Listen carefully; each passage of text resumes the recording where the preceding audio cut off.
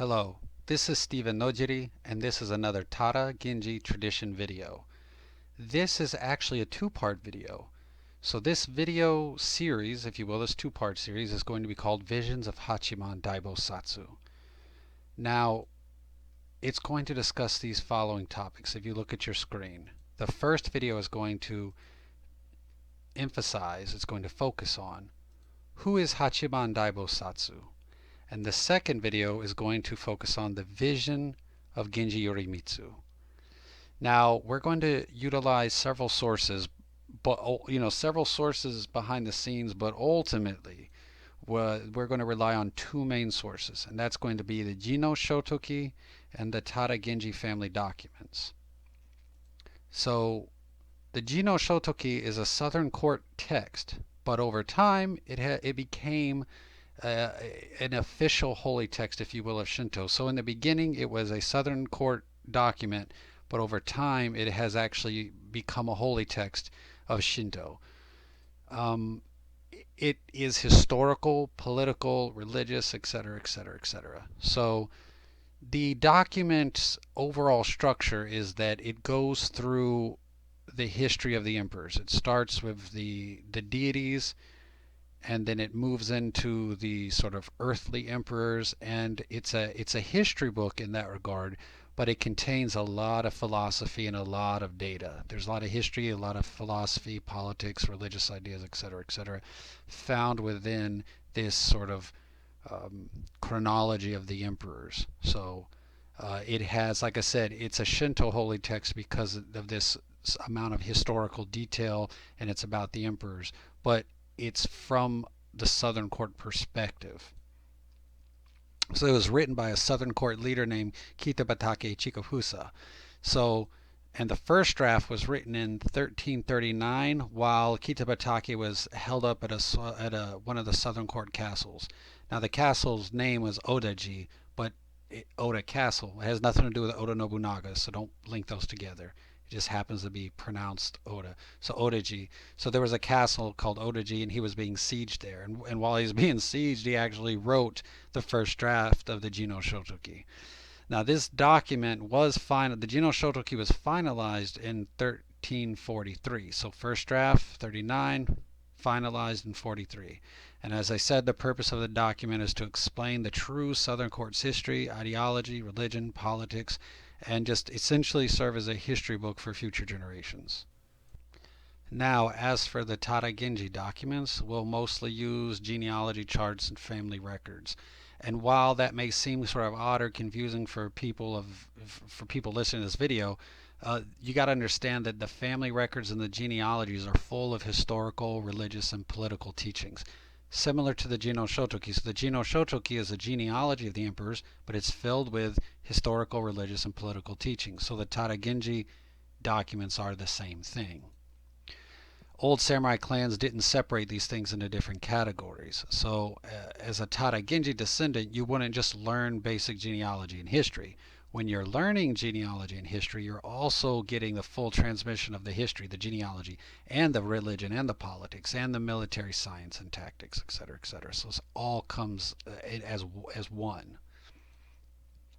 So, like I said, in this first video, we'll look at the Jino Shotoki for the following: the Hachiman Daibosatsu. What is Hachiman Daibosatsu? And then Genji Mitsunaka or Genji Yorimitsu. Now, actually, I know from these slides being prepared ahead of time, we will actually only look at Hachiman Daibosatsu in this video. Genji Mitsunaka, Genji Yorimitsu, and any mention of Kusunoki Masashige, that all will come in the second video. That actually isn't going to make it into this first one. But so the number 1 will be in this first video. Number 2 and 3 will actually appear in the second video. And the second video will also focus on Yorimitsu's vision. So the Jino Shotoki says this about Hachiman Daibosatsu. Alright, we will basically go to the section discussing Emperor Ojin, which is the 16th emperor, and his mother, Empress Jingu, the 15th emperor. So what I'm going to do is actually, I've put the imperial order of succession in there next to their names. You'll see 16, 15, you'll see 31, 30, all the, as we go. Just know that means that is the number, that number emperor. So Empress Jingu is number 15, and then Emperor Ojin is number 16. So so Emperor Ojin's mother, Empress Jingu, the 15th emperor, all right, she was visited by three deities, and these deities are said to be born from Izanagi and reside in the Sumiyoshi sort of area of Setsu province. So these are known as the Sumiyoshi deities. She was visited by these deities, and they are said to have blessed her womb and predicted Ojin's birth to her. At the same time, relations with China, Shilla, and Baekje uh, are kind of going back and forth, right? So, and when I say Shilla and Baekje, yeah, that's basically what you guys would know as Korea. So I may just use Korea interchangeably with those. So, um, so relations with these other countries were kind of going back and forth, and the empress was directed to take sort of a military approach to Shilla and subdue the chaos.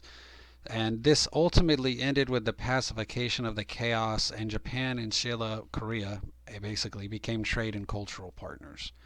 So, at, basically, yes, there was some fighting, yes, there was some military operations, but in the end, Japan and China and Korea, at this point in history, sort of ended it on good terms, and culture and trade sort of increased between the two countries. Now, Empress Jingu's son, Ojin, was considered part of the reason that this chaos was subdued and that culture and trade could flourish. This was the into 200 ADs, okay, but it laid the groundwork for Buddhism to come from Baekje in about the 500 ADs. So Buddhism wasn't in Japan at this time. Japan is not a Buddhist country, but Silla and Baekje were Buddhist countries, and so Buddhism does not come to Japan at this time, but this lays the groundwork for Buddhism being able to come a couple hundred years later. And this time period is also when Japan is interacting with the Kingdom of Wu and the Kingdom of Wei in China, mostly the Kingdom of Wu. So when you there is a direct connection between the Kingdom of Wu and Japan. It's not just like Wu fell before Japan even knew it was Japan. No, there's Japan actually used to directly interact with the Kingdom of Wu. Ojin, as he took over as the 16th emperor, culture, writings, customs, etc., etc., etc., just all kinds of trade and culture began to be imported from China, Shilla, Baekje, etc., etc., etc. So this began to open the door for major influence from mainland Asia into Japan. So the Jino Shotoki then goes on to kind of detail several things that some of might be considered controversial. And so even though the Jino Shotoki is an official Shinto holy text, some of these statements that are listed in it are considered controversial, but not because of historical accuracy, but because of current cultural bias. For example, the Jino Shotoki says that during the reign of Ojin, many people came from Korea and China and mixed in with the native Japanese population. Nobody questions that. But the Jino Shotoki says that this is fine because Susanoo Okami had traveled to Korea and had some offspring. So the mixing of the Chinese and the Koreans into Japan wasn't completely divine humans mixing with non-divine humans. Now, this might seem like an odd thing to say, but the Nihon Shoki actually also contains some entries which suggest that Susanoo Okami did travel to the Korean peninsula and wander around there a bit after he had been initially expelled. But what's interesting is that the Jino Shotoki does state that while this is recorded in Japanese documents, right, most Japanese, even by the 1300s, had rejected the idea that Susanoo Okami had traveled to Japan and traveled to Korea and might have actually had some half divine offsprings in Korea. So this has already been rejected in the 1300s. But it's an interesting thing, though, because the opening of the chapter that discusses Ojin and Hachiman has this entire thing about how it was about basically about this mass influx of culture, tradition, and genetics from China and Korea. So it's a very interesting sort of part of the Jino Shotogi. Anyway, like I said, during Ojin's reign, there's lots of culture writing, politics, ideas, etc., coming from mainland Asia. So this is one of those big moments when the groundwork for Japan that would appear in a couple hundred years. So Buddhism's not here yet, but it's laying the groundwork for the coming of Buddhism. After Ojin died, years later, during Emperor Kime's reign, which was the mid 500 ADs, that's when Buddhism actually began to enter Japan. One of the key things that happened is a holy image of the Amida Trinity, or the Amitabha Trinity, was gifted to Japan. And at this time, when the Amida Trinity was gifted and Buddhism began to come into Japan, in Kyushu, around the Higo province area, a deity appeared and declared that it was Homudara no Yatamaru. This deity and the deity declared that it is now time for Homura no Hatamaru to make his appearance. And then when people were, well, who is that? Well, who are you? He said, I am the 16th Emperor Ojin. So this was Emperor Ojin appearing as a kami. So Emperor Ojin had died as a human and he had now arisen as a deity. But he didn't but he has appeared at the same time that Buddhism is being imported into the country. And this brings us to a very this can get very complicated, but let's discuss something that a lot of historians do not keep accurate. This is kind of a big mistake. Yahata is Hachiman, and I put the kanji on the screen. It does not mean 8 flags. You will see in so many books and so many videos and present whatever that people will translate Hachiman as 8 flags. This is incorrect. This is inaccurate. This is wrong. It means 8 pataka. Now, pataka is a Sanskrit term. What is a pataka? A pataka is a Buddhist banner. The kanji that I put on the screen, Hachiman, right? The second kanji of Hachiman's name only has one meaning. That's it. It has one and only one meaning, and that is a pataka, a Buddhist banner. So from the very beginning, the God's name is 8 Buddhist prayer banners. His name has never been 8 flags. It's 8 Buddhist prayer banners, or the 8 patakas.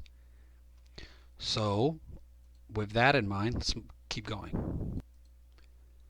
And as for Homura no Yatamaru, what that means is the 8 Buddhist banners of the Homura. So Homura was Ojin's original name. So in this case, Homura is almost like an adjective letting you know who this person is, what family they're from, right? Or, what their name is.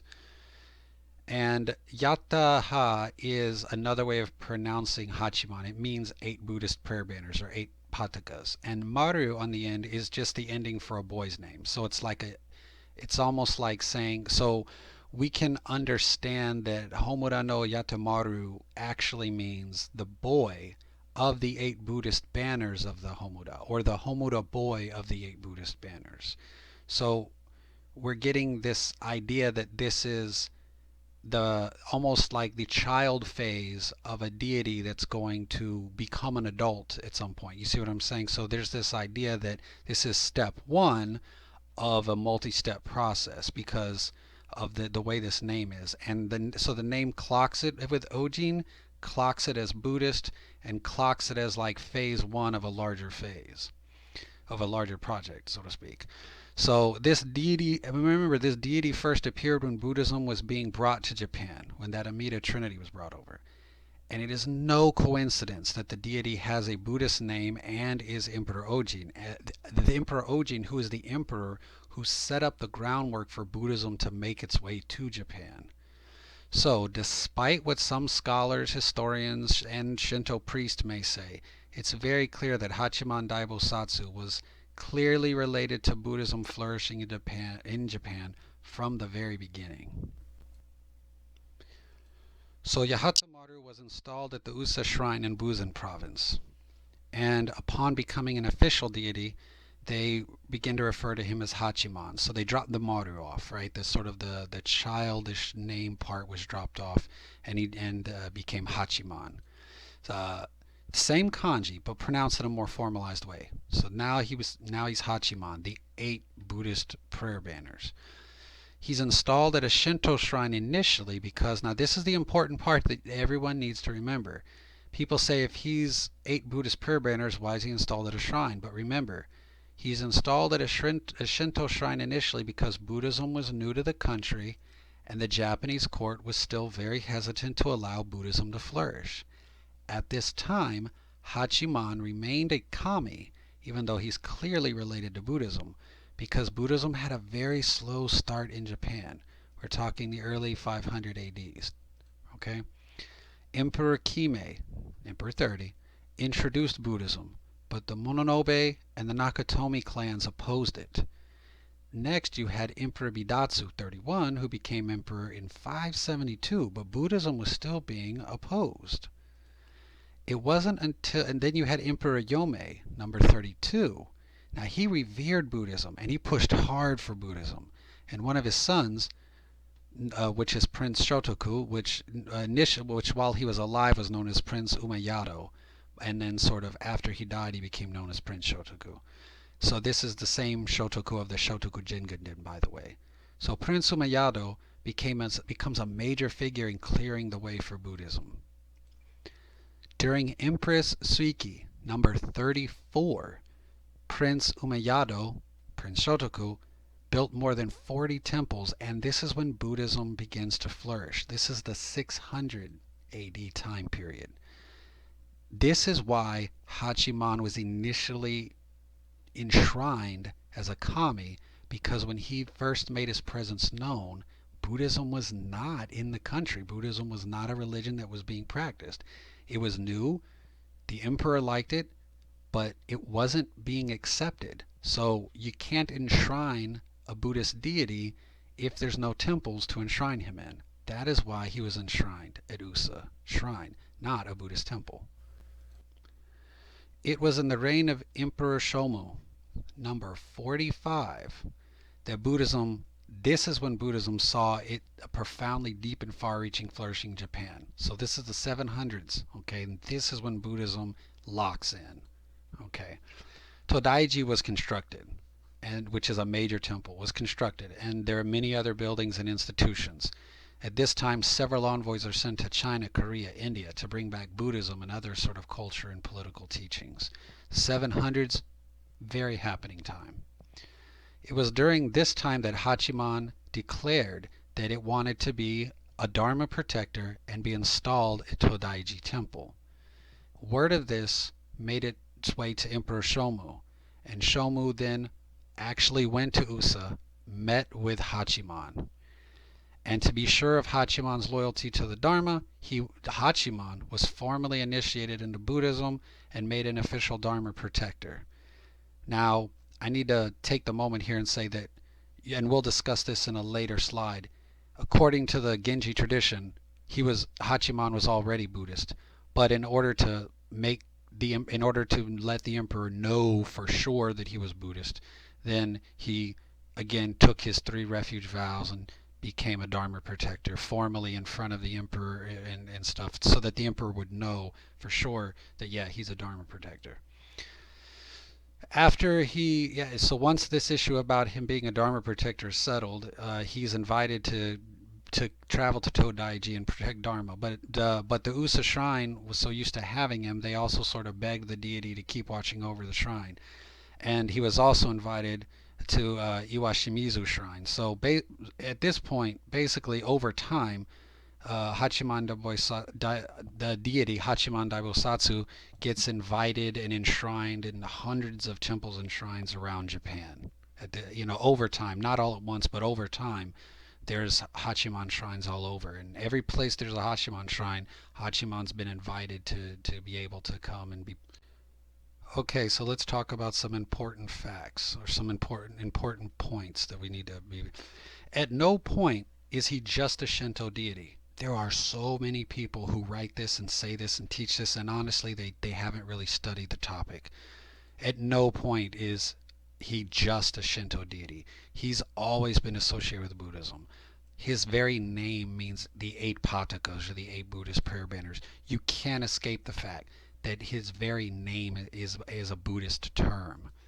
And also, not only is it just, does it just use a Buddhist kanji, but the concept of 8 banners is a Buddhist practice. It's a Dharma concept. 8 banners refers to the practice of placing the 8 banners in 8 directions, which is known as the victory of Dharma in all directions. This is a Buddhist thing. There's no way around this. This is a Buddhist thing. So the name Hachiman Daibosatsu actually translates out to the great bodhisattva known as victory of Dharma in all directions. So the deity's name is victory of the Dharma in all directions from the very beginning. This is obviously a Buddhist deity. He's never been a non-Buddhist Shinto only deity. The very first time he appears, he identifies himself with a name that means victory of Dharma in all directions. He is a Dharma, so that brings us to point number 2. He is a Dharma protector, but he is also the Ujigami, or the clan god, of the Genji. In particular, this relationship is strong with the Tada Genji, the Seiwa Genji, the Setsu Genji, and the Kawachi Genji, which basically the Tada, the Setsu, and the Kawachi are all ultimately Seiwa Genji. But keeping those lines specifically broken down, the Tada Genji, the Seiwa Genji, the Setsu, the Kawachi. So these lines overlap a lot, but they have also historically been designated slightly different from one another. So anyway, from these particular Genjis, this is particularly strong. But technically, the clan god of all Genji, not just those particular lines. Alright, another thing that I'd like to touch on is this idea that Hachiman comes from Ojin's mother placing 8 victory banners up during her Korean campaign.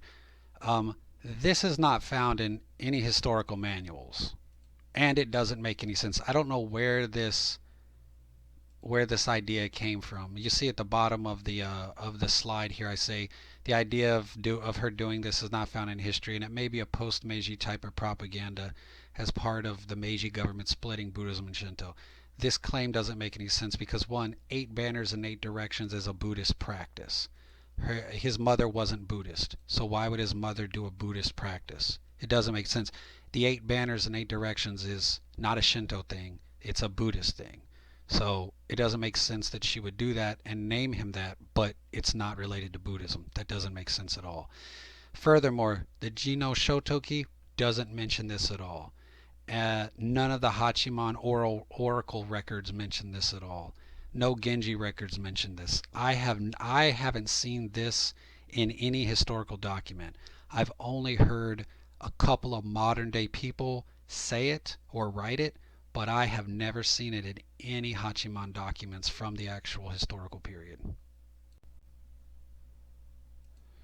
So while there will undoubtedly be ongoing debate about the history of Hachiman Daibosatsu and his place historically, there is no debate of his place within the Tada Genji tradition. And so I'm going to take a moment here to say that when it comes to the amount of teachings about the history and the oracles and the visions and et cetera, of Hachiman Daibosatsu, there's quite a lot. I mean, there's a lot. So this video is by no means exhausting even a fraction of the material, the amount of teaching related to the Daibosatsu. But we have to keep the video somewhat succinct. So that's why we're only addressing the very key points very briefly.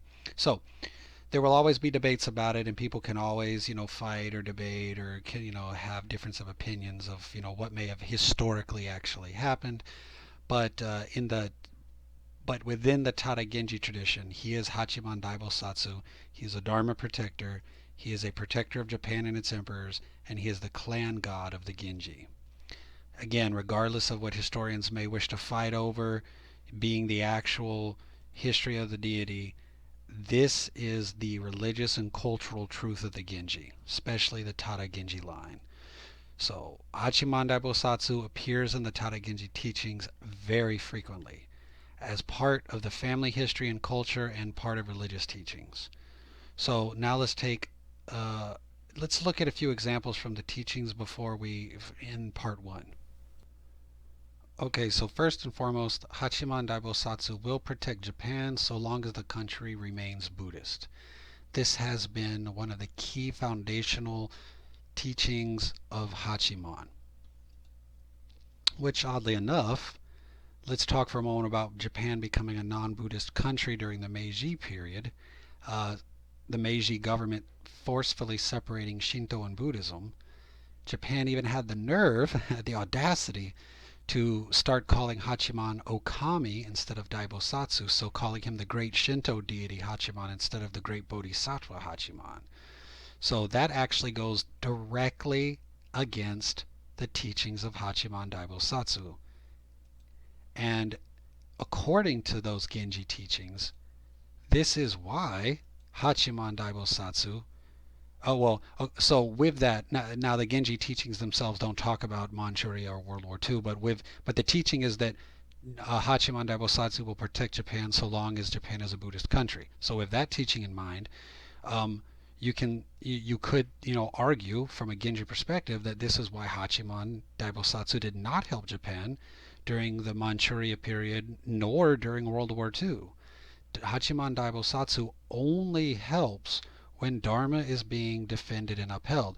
If Japan is no longer practicing Buddhism, if Japan is no longer a Buddhist country, it has actually shunned Buddhism, it's actually pushed Buddhism away from government, then of course Hachiman Daibosatsu would not help Japan, according to the teachings. Point number two. While the Genji can practice normal kujikiri. So I know some of you guys really love kujikiri. So while a Genji can practice normal kujikiri, this Tada Genji tradition has a special Genji version which focuses on Hachiman Daibosatsu, right? So rather than the typical 9 syllables, you have Rin, Pyo, To, etc., etc., the Genji can actually change those syllables out for the 9-syllable Amida mantra, or the Amitabha mantra, the 9-syllable Amitabha mantra, or the 9-syllable praise to Hachiman. So rather than doing Rin, Pyo, Tosha, all that, you can basically say the 9-syllable Amitabha mantra or the 9-syllable praise to Hachiman. And there's also more instructions for how to change the Taoist Kujikiri ritual into a Genji Hachiman sort of Buddhist version of Kujikiri. But that's one big thing in the Tada Genji ritualism is Kujikiri, but it's a Hachiman Kujikiri. It's a Genji specific version of the Kujikiri. There's also at point 3. There's also a special ceremony that a Genji can do to commune, to meet with Hachiman Daibosatsu in visions. Now this is a big one because this is going to come up. This is the entire point of the second half of the video, the Genji Yorimitsu's vision of Hachiman. And lastly, for Tada Genji, Hachiman Daibosatsu can basically be invoked for almost anything because not only is he a Dharma protector, but he's also the clan god. So you can pretty much invoke him for anything. Now for number 5, let's take a moment to look at the claim that the name Hachiman refers to 8 flags in the sky when Emperor Ojin was born. Now, again, 8 flags is a mistranslation. It's 8 patakas, 8 Buddhist banners, and Japan wasn't a Buddhist country at the time. So the idea of whether you're saying his mother raised 8 flags or whether 8 flags appeared, both of these don't make sense because at the time, people are not Buddhist. So it doesn't make sense. However, we can also look in the record and we find no record in the documents. The actual, when you want to research this, you got to look at the Shinto documents, the Buddhist documents, the Genji documents, the oracle records, and when you look at all of these things, you don't find mention of these things. So where did these ideas come from? And it appears that they are creations made much later on by people for various reasons. For example, the Jino Shotoki makes no mention whatsoever of these 8 banners appearing in the sky. It's just not there. And it's not in pretty much all the rest of the documents either. So now, but it could be a story that developed from this point that I want to make. did Ojin become a bodhisattva after he became a kami? So did Emperor Ojin pass away, become a kami, and then become a bodhisattva? That's one explanation. Then another explanation, the explanation that's actually part of the oracle tradition and in the tradition of the Hachiman sort of Genji followers, has this explanation that Emperor Ojin was actually a human incarnation of an already existing bodhisattva who incarnated, took birth as Emperor Ojin in order to facilitate peace between mainland Asia and Japan, to lay the groundwork for Dharma coming to the country. In either version, the 8 banners appearing at Emperor Ojin's birth signifies the child is either an incarnation of a bodhisattva or is going to become a bodhisattva. So it doesn't, either version, I think this is where the story of the 8 banners appearing comes from.